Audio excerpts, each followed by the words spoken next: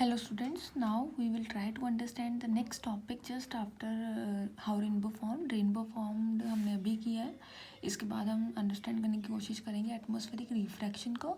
और जैसे कि आप देख पा रहे हैं कि एटमॉस्फेरिक रिफ्रैक्शन जो होता है वो दो वर्ड्स हैं इसमें, एटमॉस्फेयर एंड रिफ्रैक्शन। मैंने यहाँ पे वैसे शॉर्ट में लिखा हुआ है। सबसे पहले हम समझ लेंगे कि रिफ्रैक्शन क्या होता है, देन हम समझेंगे एटमॉस्फेयर क्या होता है। रिफ्रैक्शन क्या होता है? जब एक लाइट, आपने लोअर क्लासेस में वैसे किया हुआ है, जब लाइट किसी एक मीडियम से पास करके दूसरे मीडियम में जाती है देन रिफ्रैक्शन होती है। क्लियर? अब यहाँ पे ऑप्टिकल डेंसिटीज़ का मतलब क्या है? आपने ये ग्लास रख दिया, यहाँ पे ग्लास स्लैब जो होती है आपकी साइंस लैब में, आपने वो रख दी। अब आप देखेंगे कि जो लाइट है जब वो यहाँ से पास करेगी, ठीक है, यहाँ पे कोई साइंटिफिक फिनोमेना लगाने की ज़रूरत नहीं है, बस आप ये जो मैं बता रही हूँ आप उसको थोड़ा सा इमेजिन करने की कोशिश कीजिए।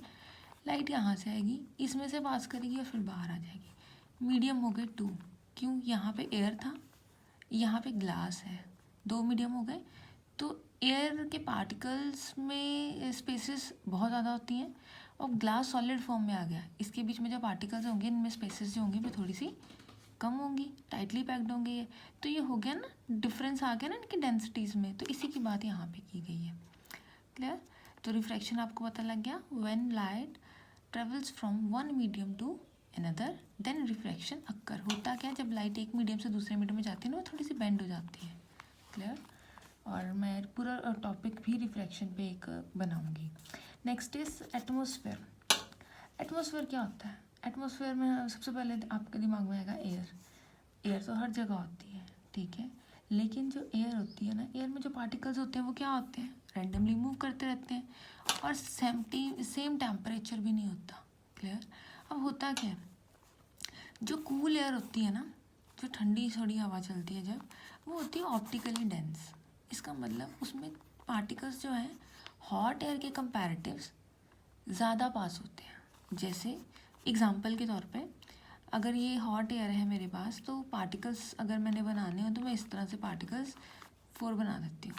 लेकिन अगर वही एयर को हम जो थोड़ा सा कूल करेंगे तो जो पार्टिकल्स हैं वो स्लाइटली क्लोजर आ जाएंगे, देखिए, ठीक है। और डेंस कौन है? डेंस का मतलब होता है संघना, ठीक है। तो इन दोनों में डेंस कौन है? ऑब्वियसली जब जैसे पानी है, पानी लिक्विड फॉर्म में है हमारे पास, वो हो गया लेस डेंस। लेकिन वही पानी जब हम फ्रीज करवा देते हैं तो वो आइस बन जाती है, वो हो गया डेंस। क्लियर? अब यहाँ पे जो लेस डेंस होते हैं हम उनको रेयर बोल देते हैं, और जो ज़्यादा डेंस होते हैं हम उनको क्या बोलते हैं? डेंसर मीडियम बोल देते हैं, ठीक है। नेक्स्ट है, अब जो एटमॉस्फेयर है उसमें है लेयर्स। इस तरह से लेयर्स होती हैं, आपने अगर पढ़ा हो एसएसटी में भी आपने किया होगा, अर्थ के जो ऊपर ब्लैंकेट सा बना होता है एटमॉस्फेयर का, वहाँ पे काफ़ी सारी लेयर्स होते हैं जिनको हमने अलग अलग नाम दिए हुए हैं। अब हम बात कर लेते हैं कि अब हम इन दोनों टर्म्स को करेंगे कंबाइन। यहाँ पे एटमॉस्फेयर के बारे में भी पढ़ेंगे और रिफ्रैक्शन के बारे में भी पढ़ेंगे। The refraction of light. अब जो रिफ्रैक्शन हो रही है लाइट की, लेकिन हो किस में रही है? एटमॉस्फेयर में, क्योंकि एटमॉस्फेयर में भी लेयर्स हैं, वो इस तरह से होती हैं, ठीक है। पार्टिकल्स जो हैं अब थोड़े से डेंस हो जाते हैं, कहीं पे लेस डेंस हो जाएंगे, ठीक है। तो ऐसा क्या होगा, ये ऑप्टिकली डेंसिटीज़ बन गई, डिफरेंस आ गया इनकी डेंसिटीज़ में। जैसे जैसे हम दूर जाते जाएंगे जो हवा है वो थोड़ी सी क्या हो जाएगी? डेंस होती जाएगी, ठीक है। The refraction of light caused by earth atmosphere having air layers of varying optical densities called atmospheric refraction. अब वो वाली रिफ्रैक्शन जो एटमॉस्फेयर में हो रही है, because atmosphere is not constant, it is made up of number of layers, it is atmosphere is having number of layers, ठीक है। अब वो जो लाइट आएगी, अब जब इसमें से पास करेगी, आपको पता है कि बेंड होगी, जैसे ही लाइट एक मीडियम से दूसरे मीडियम में जाएगी थोड़ा सा वो बेंड होती है, तो इसी तरह से क्या होगा? तो ये हो गया ना, रिफ्रैक्शन हो गया एटमॉस्फेयर में, तो इसलिए हमने इसको बोल दिया atmospheric refraction. Then question comes into our mind, flickering. जब भी आपने देखा हो यहाँ पे कहीं पे गाँव में वैसे होता है, आग वगैरह जलाते हैं चूल्हों में, तो क्या होता है, अगर आप दूसरी तरफ खड़े होकर देखेंगे तो फायर की जो दूसरी तरफ होगा ना, प्लांट्स होंगे या कोई खड़ा होगा बच्चा या कोई भी ऑब्जेक्ट पड़ा हो, तो आपको वो फ्लिकर करता नज़र आएगा, थोड़ा सा वेव करता नज़र आएगा, ठीक है। अब ये क्वेश्चन आता है यहाँ पे कि ऐसा क्यों होता है। देखिए, जो एयर होती है, जो air just above the fire है, यहाँ पे ये मैंने फायर बना दिया है, क्लियर। अब जो एयर है इसके ऊपर एक लेयर है एयर की। अब ये है रेयर, रेयर मतलब लेस डेंस।